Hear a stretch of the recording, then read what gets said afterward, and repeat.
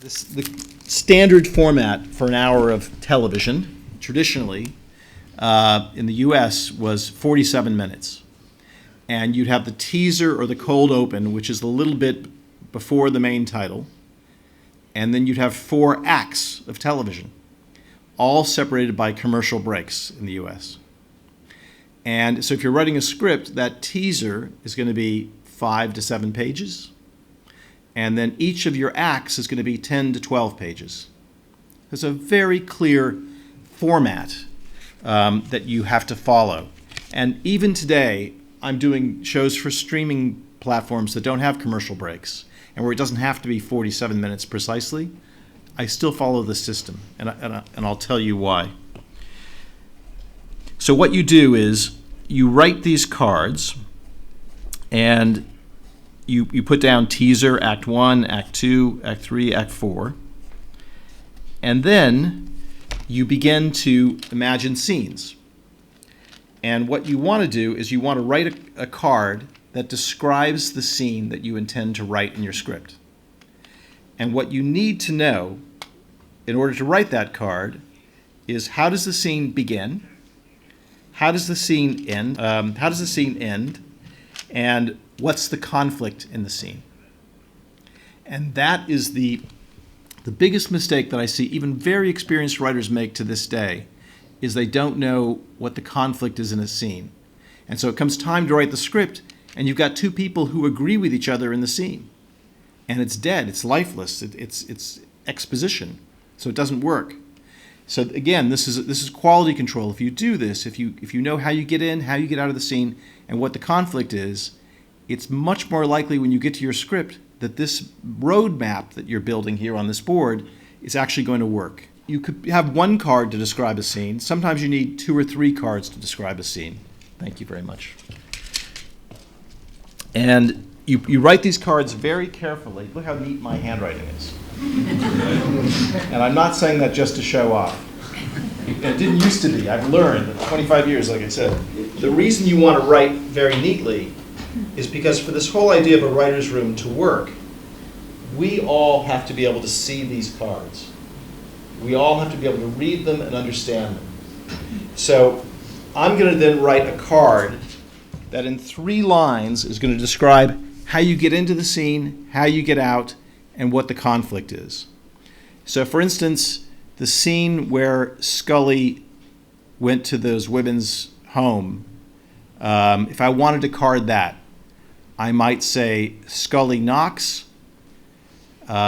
is told you are one, and enters. Okay? So it's told you are one. I know what the conflict is there. She's thinking, I'm not one. What is this? It's a mystery, right? That's the conflict in that scene. But that would be the card I would write. So I'm going to do it quickly just so you can get a sense.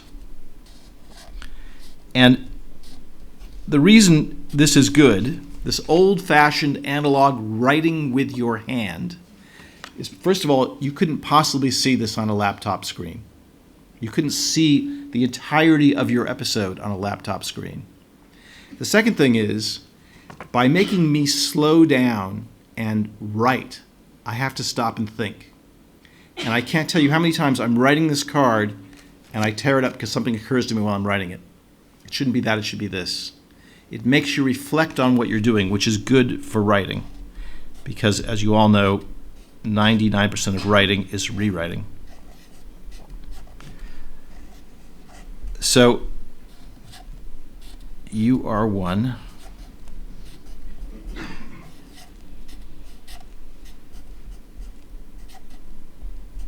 Enters.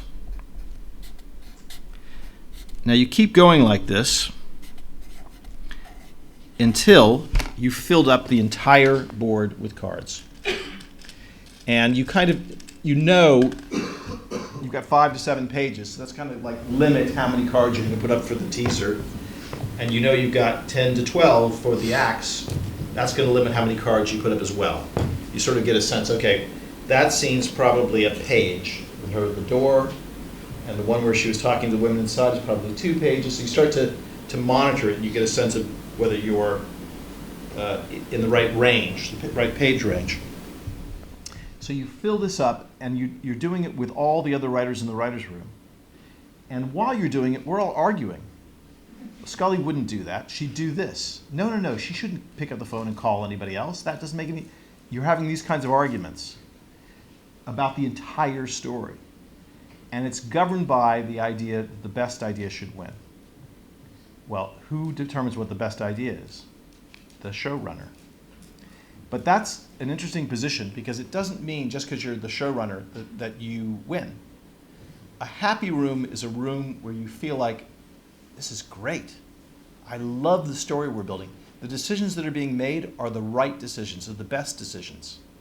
An unhappy room, which is most of them, is a room where you go, this writer is making, she was right. What she said was right. This is not the right story choice.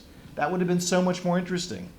And so you realize your power as a showrunner is really conditioned on your ability to lead effectively, to lead the rest of the writers who are smart people, right? And so you have to have a certain degree of humility, I think, to do this job really well. You've got to listen to other people, and you've got to admit, I was wrong, your idea is better, and listen. And sometimes somebody will have an idea and they'll go, no, no, no, that's not right. That's not right. And then 15 minutes later, it comes back to me and I realize what they said wasn't right, but if I move it like a tiny bit, actually, it's completely right. And then I think it's my idea because I moved it a tiny bit. But it's that process, and it's really fun. Like when it's going well, it's really fun. Collaborative. Best idea wins. So you're going to fill up the board with cards, and each day that you come into the writer's room, each morning, whoever the writer of that episode is going to tell you the story again from the beginning. Why? Well, not only have you gone home, had dinner, watched TV, right? You've got back to real life, so you need a refresher. You are rewriting when you retell the story. And each time you do that, somebody amongst those 6 to 8 writers is going to realize, hey, wait a minute, what about this? It's an opportunity to revisit your work and to make the best possible decisions. There's a rigor to it that I think is very good for the writing process. So I'm not going to bother filling this up, but you get the idea. It's a teaser all the way across here, Act 1 across here, Act 2, Act 3, Act 4. Okay? Like that. Now let's say we have a full board. We're all going to look at it and we're going to say, okay, are our central protagonists, our main characters, are they driving the story? Are they active? And you can look at it analytically because you can see it on the cards. Well, there's Scully knocking there. Yep, that was active.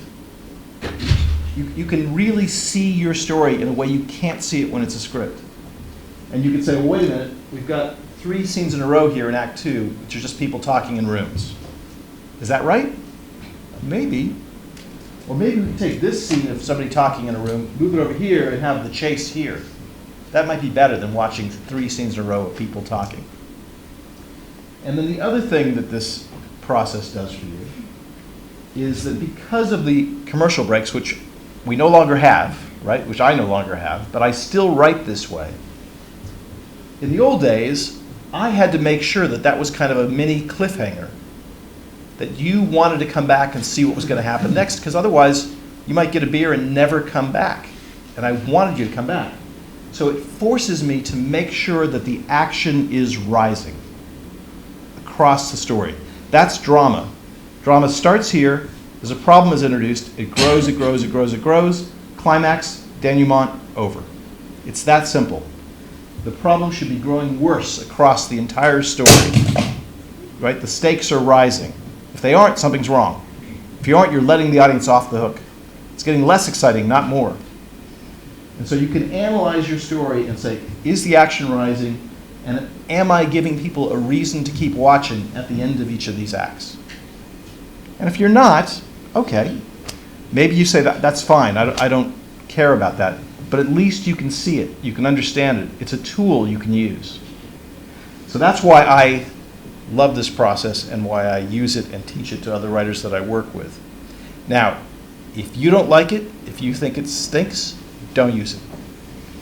My thing about writers is there are no rules, right? This is a tool which appeals to me because I think writing is so subjective, and it's like a fog, and you're trying to find your way through. And this to me is an objective tool you can use to help you understand your process, and so I welcome that. But I know other writers who say, that looks miserable. I hate that.